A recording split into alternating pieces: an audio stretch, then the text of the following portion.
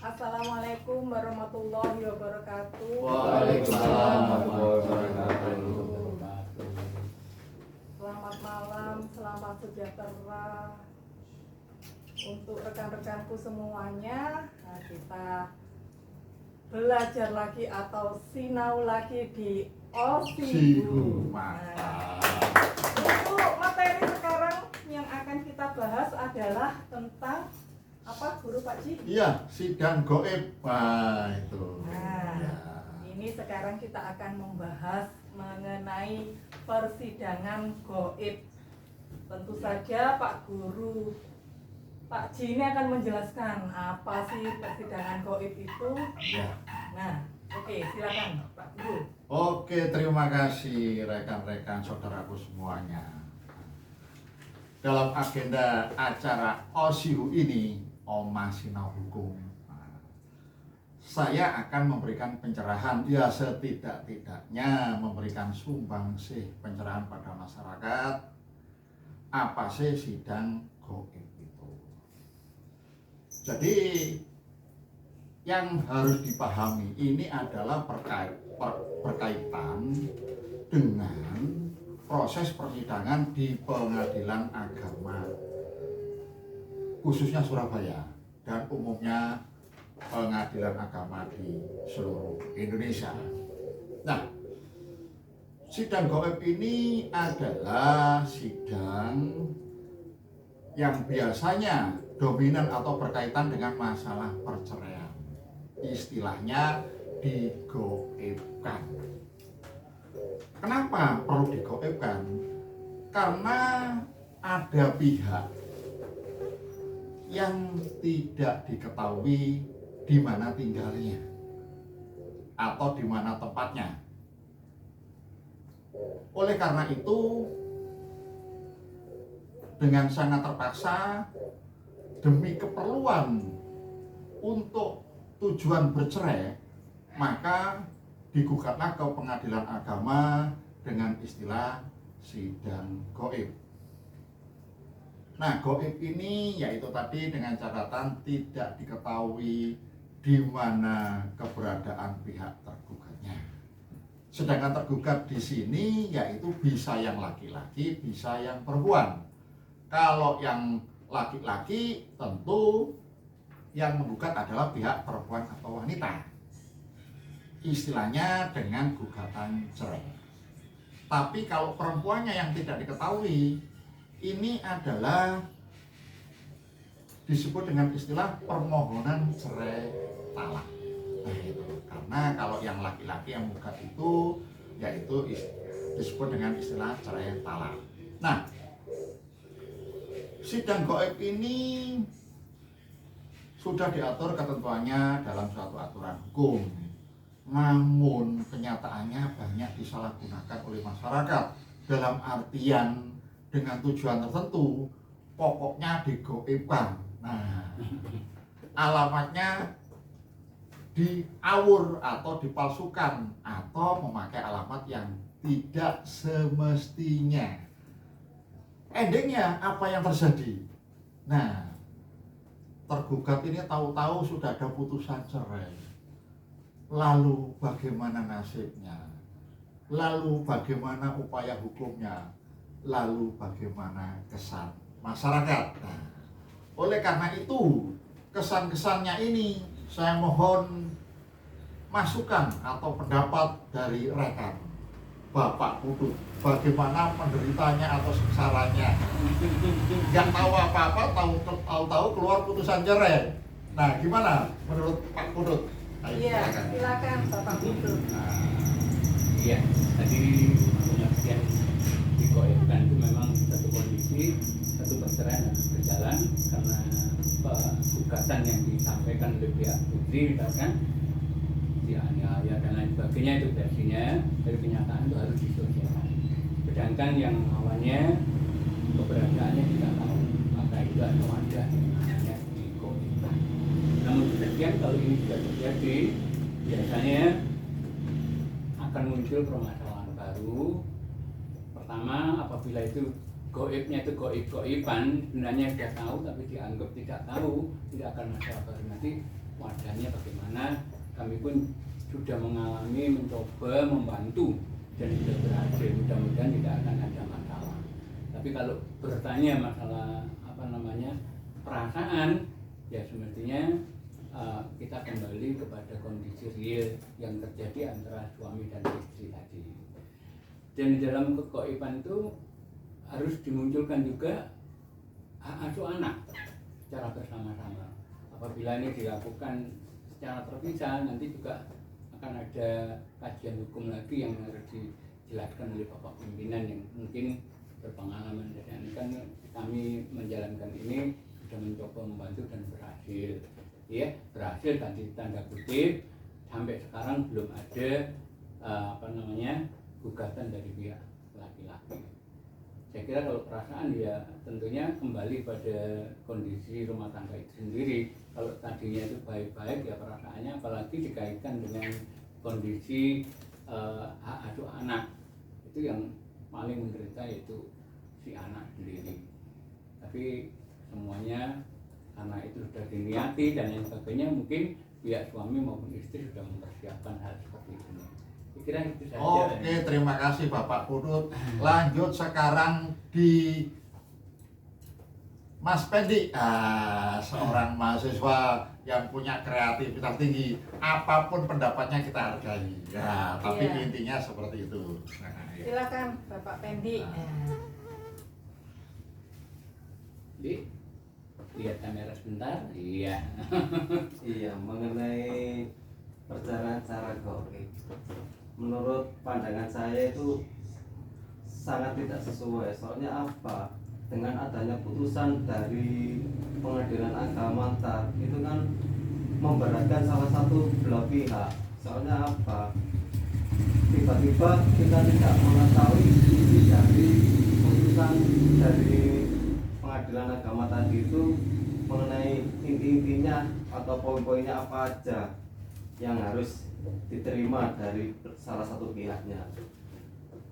Nah, sedangkan mengenai perceraian itu kan kita harus mengetahui apa alasan apa aja yang perlu kita terima atau kita sangka atau kita bela menurut masing-masing dari pendapatnya. Itu aja mengenai perceraian secara goib.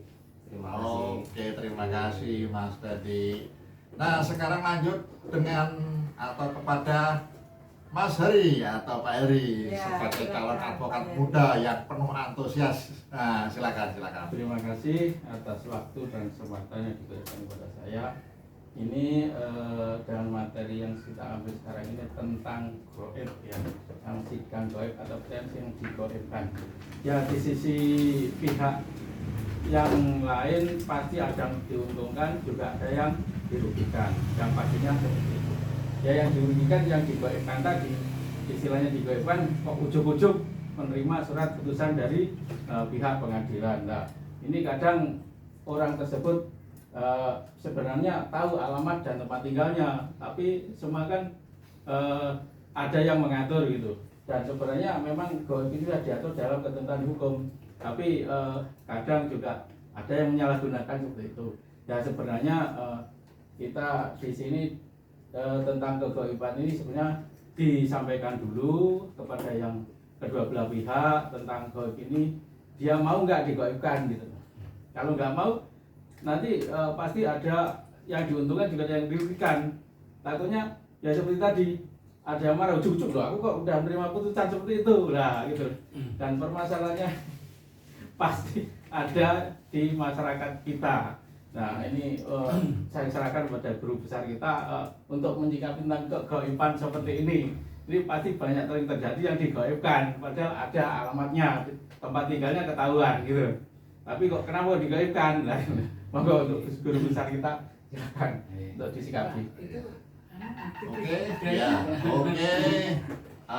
Selanjutnya kita lanjutkan dengan pendapat dari beliaunya, aktivis perempuan dan anak yang cukup senior dan sekarang juga seorang pengacara yang mulai mumpuni. Ayo silakan Bu Anissa. Ya, silakan Bu Anissa, mungkin bisa menjelaskan bagaimana tentang persidangan goib atau mungkin pengalaman-pengalaman yang pernah dihadapi atau dialami oleh klien-klien atau perempuan-perempuan yang dibela. Monggo, silakan. Mbak Nisa, menghadap kamera aja enggak apa-apa, Mbak. Oh iya. Kelihatan. Iya.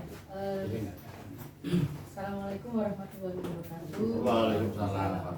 Ya, ini karena saya menganggap semua orang adalah guru ya, jadi temanya kita hanya sharing aja dari pengalaman. Mendampingi klien korban kekerasan itu sebenarnya kan bukan hanya pemukulan ya, kekerasan secara fisik atau psikis, tapi juga yang terutama itu penelantaran. Ya, jadi kalau mau ngitung saya udah nggak bisa ngitung karena memang sejak 2005 kan mendampingi di perempuan korban juga. Tapi yang tentang Ya, iya makanya. Jadi ketika kemudian ada kasus kekerasan, biasanya itu disertainya itu dengan penelantaran juga lebih banyak ya. Jadi ada yang hamil kemudian ditinggal sampai anaknya usia 5 tahun dan tidak diketahui lagi tempatnya. Kemudian ada yang suaminya kembali ke tempatnya setelah pertengkaran ke luar pulau, kemudian sampai 7 tahun sampai lebih. Bahkan itu tidak hanya 1-2 kasus. Jadi kemudian yang iya, makanya ini kan saya bercerita latar belakang dari akhirnya gugatan cerai goib itu. Iya. Jadi karena diabaikan, tidak dinafkahi secara apa itu, kalau di bahasa kita itu kan nafkah lahir dan batin. Juga kemudian tidak ada lagi yang ngawasi juga anak-anak dari pihak bapaknya. Akhirnya kan kemudian dari setelah konseling dan konsultasi di persoalan baik keluarga maupun hukum, akhirnya kan kemudian kita menyerahkan lagi sebenarnya sama klien. Akhirnya dia memutuskan untuk cerai, tapi sebenarnya jauh di lubuk hati mereka sebelum datang itu sudah tahu bahwa mereka ingin cerai karena apa? Statusnya merasa digantung. Cerai nggak cerai karena masih berstatus sebagai istri orang gitu. Jadi akhirnya kemudian ya kita mengajukannya itu tadi cerai goib. cerai goib. Nah, tapi kan harus juga apa itu memenuhi syarat untuk dapat cerai goib. Salah satunya adalah masa diterlantarkannya atau tidak lagi berhubungan sebagai suami istri dan tidak pernah bertemu berkomunikasi itu 2 tahun minimal. Nah, jadi kemudian di mana itu bisa kita dapatkan surat keterangan atau yang bisa menerangkan bahwa mereka memang tidak tinggal bersama atau berkomunikasi, ya di kelurahan kita mintakan pada perangkat Pak Lurahnya itu tadi. Itu kemudian pembuktiannya ya dari kemudian kita mendatangkan 2 orang saksi yang memang mengetahui bahwa mereka sudah tidak lagi tinggal bersama sebagai suami istri lebih dari 2 tahun dan tidak ada komunikasi, tidak lagi dipenuhi hak-hak sebagai istri maupun anak-anak mereka. Itu sih, dan selama ini meskipun alamatnya itu sama seperti yang apa itu yang klien yang apa itu penggugat tahu, tapi tetap di sidang itu nggak ada yang datang biasanya begitu. Itu sih, jadi tidak ada kendala. Dan sampai sekarang untuk kasus-kasus yang perceraian yang goib itu tidak pernah ada tidak pernah ada tuntutan ataupun keberatan karena memang dilakukan sesuai dengan prosedur. Nah, saya sendiri belum pernah menangani yang golek-golek, istilahnya mencari yang sebenarnya kita tahu kemudian kita pura-pura kirim alamat palsu dan sebagainya. Nah, itu belum pernah. Jadi belum pernah kita digugat karena memang ketika terutama ini masalah perceraian ya, ini sangat menurut saya karena ini nanti akan merubah kondisi anak, kondisi keluarga itu. Jadi memang sangat hati-hati sekali dalam memutuskan apakah ini dibolehkan atau tidak. Bahkan cerai atau tidak itu juga melalui konsultasi dan konseling yang kemudian klien sendiri memutuskan oke, saya bercerai karena dia punya alasan yang sudah kuat gitu. Ya, terima kasih. Assalamualaikum warahmatullahi wabarakatuh. Waalaikumsalam. Oke, itu tadi dari Bu Anissa. Tolong ini Bu Mami sebagai moderator dilengkapi dengan sedikit solusi. Dalam artian kalau ada case, kalau ada permasalahan yang tidak prosedural. Kalau prosedur sih saya pikir itu telah sah dan mengikat secara hukum. Yang repotnya juga banyak dilakukan dengan cara memaksakan diri atau mengada-ngada, pokoknya digaibkan demi tujuan tertentu.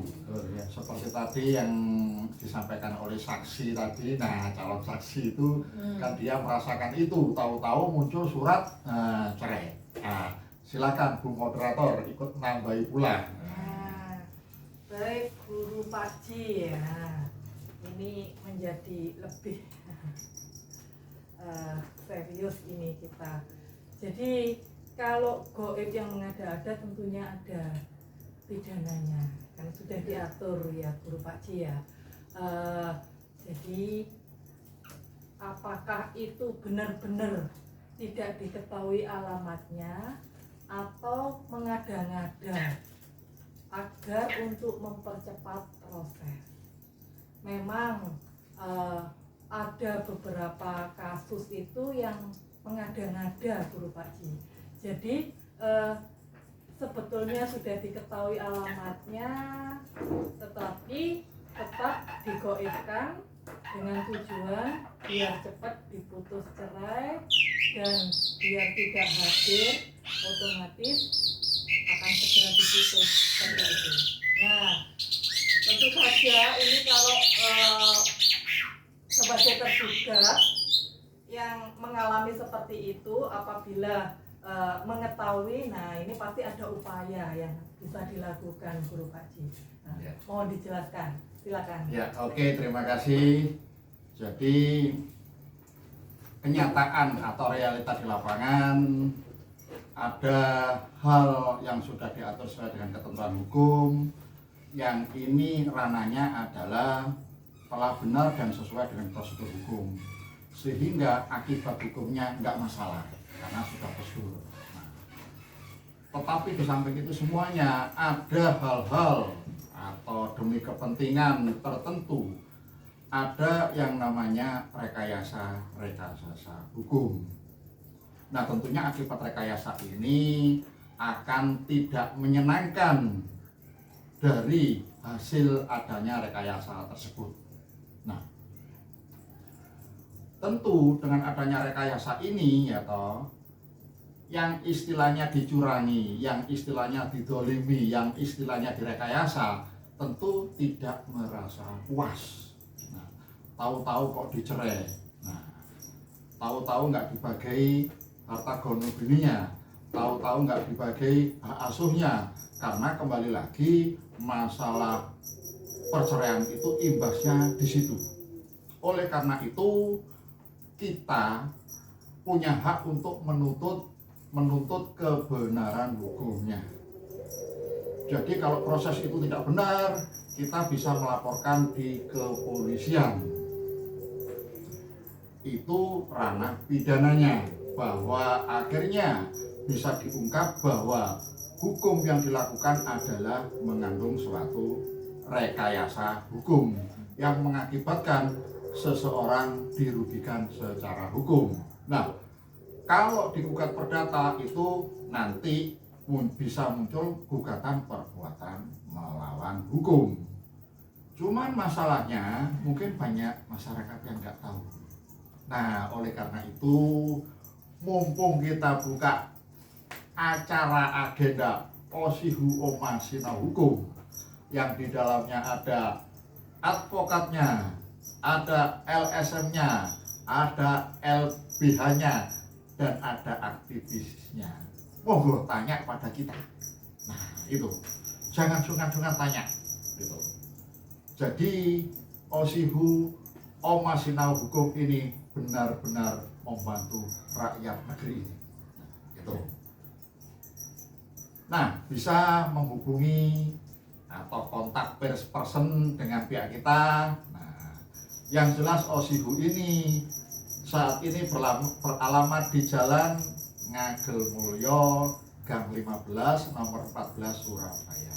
Saya ulangi lagi, Jalan Ngagel Mulyo, Gang 15, nomor 14 Surabaya. Saya ulangi lagi, Jalan Ngagel Mulyo, Gang 15, nomor 14 Surabaya.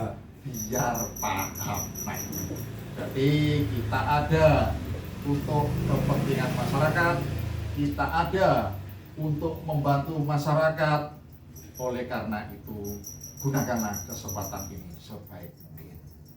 Oke, sebelum kita akhiri, kita akan ngomong bicara Osihu Jaya Jaya Jaya, gitu ya. Oke, Osihu Jaya Jaya Jaya.